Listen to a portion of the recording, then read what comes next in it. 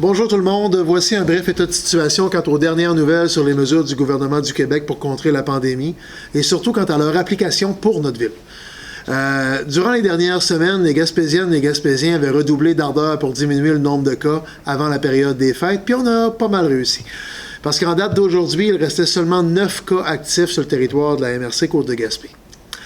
Alors, je comprends puis je partage la déception de plusieurs personnes, organismes, entreprises de voir notre région passer en zone rouge à partir d'aujourd'hui jusqu'au 11 janvier.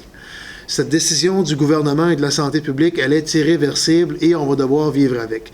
Et au-delà des statistiques, on comprend aussi qu'ils avaient des raisons pour prendre cette décision-là, puis nous autres, on va devoir s'y plier. Donc là, on va donner un grand coup de barre collectif, on va se donner un défi. Ça va être de respecter les règles, d'éviter la contamination si on veut retomber en zone orange ou en zone jaune dès le 11 janvier.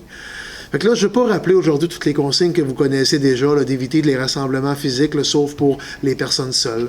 Le lavage des mains, le port du masque, etc. Vous savez tout ça. Aujourd'hui, on va mettre le focus sur l'application de ces nouvelles règles versus les services municipaux. Fait qu'en suivant le conseil des autorités, voici nos conclusions. Les arénas vont pouvoir ouvrir, mais seulement pour le patinage, pas pour le hockey. Un maximum de 25 personnes à l'intérieur, ça va être contrôlé. Il va y avoir une distanciation de 2 mètres, puis le port du masque obligatoire à l'intérieur. Là, je vous le rappelle, on n'invente pas les règles, on fait seulement les appliquer.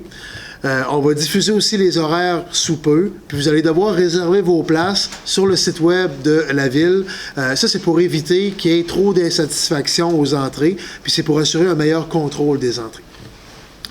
Nos 11 patinoires extérieures vont pouvoir ouvrir également, mais dans ce cas-là, c'est maximum 8 personnes à la fois.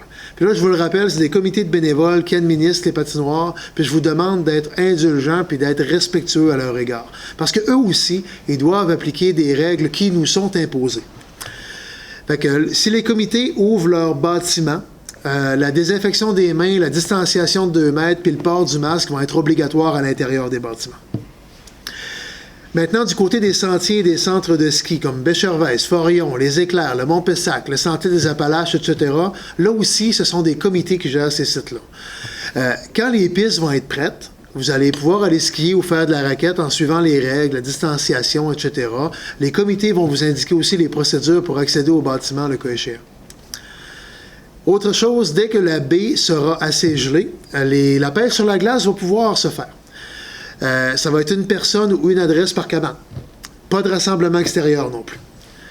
Les permis vont être disponibles à partir du 4 janvier en téléphonant ou en envoyant un courriel à l'urbanisme, à la ville. Si la glace le permet, vous pourrez installer vos cabanes aussi avant le 4 janvier, puis prendre votre permis municipal seulement dans la semaine du 4 janvier. Il n'y a pas de problème pour ça. Pour le pavillon des sports du Cégep, on va vous référer aux autorités collégiales. Nos bibliothèques vont être fermées, tout comme les centres communautaires, la salle de spectacle, etc. Les employés de bureaux municipaux, comme tous les autres, doivent être au maximum en télétravail, donc l'hôtel de ville va être fermé au public jusqu'au 11 janvier. Pour les autres ouvertures et fermetures, là, les commerces, les écoles, etc., c'est sous la responsabilité de Québec. Alors, je vous réfère à la santé publique puis au site web du gouvernement du Québec pour ça. Comme depuis le début de la pandémie, nous, on se fie à l'expertise de la santé publique, puis on applique les règles. Vous n'êtes pas obligé d'être d'accord avec les règles, mais on vous demande quand même de les appliquer si on veut finir par se sortir de cette crise-là, puis si on veut aussi être respectueux de notre entourage, de nos aînés, puis des plus vulnérables. En terminant, je vous rappelle notre défi collectif.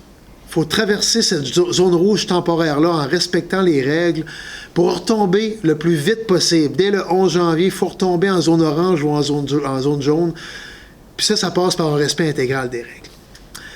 Je vous invite à utiliser le téléphone, utiliser les FaceTime, les Zoom ou les autres plateformes comme ça pour vos soupers de famille, vos parties du temps des fêtes.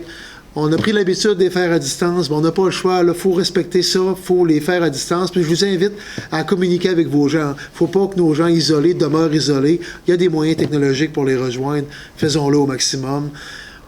On se donne un grand coup collectif encore une fois, les amis. Je vous remercie encore une fois de votre contribution.